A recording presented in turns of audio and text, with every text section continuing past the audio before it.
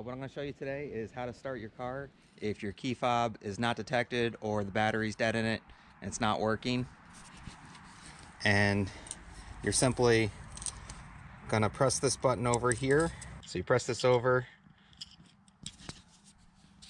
and it should be able to slide right out. And there's your key. So it's actually in there. A lot of people don't know that they actually have a key for it. And there's your keyhole, driver's side.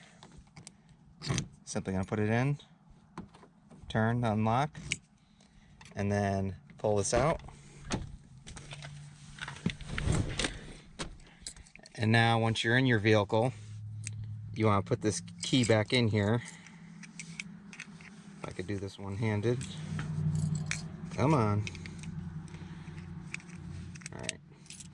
So that's back in now. So it's not working. Not, battery's dead. Make sure you press on your brake pedal. And then you're going to put this up to here. And then you're going to put this up to here. And yep, look at that. You're going to hold it right up against there and press the start button. You're going to hold this up against there and press that start button at the same time. So that's how you start your vehicle and open your vehicle if you have a key fob not detected or a dead battery. Hopefully this will help someone out. Make sure to check out all the other videos and all of our other stuff.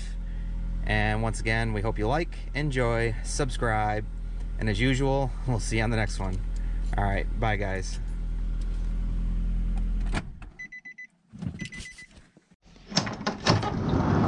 You can't say goodbye without saying goodbye to me.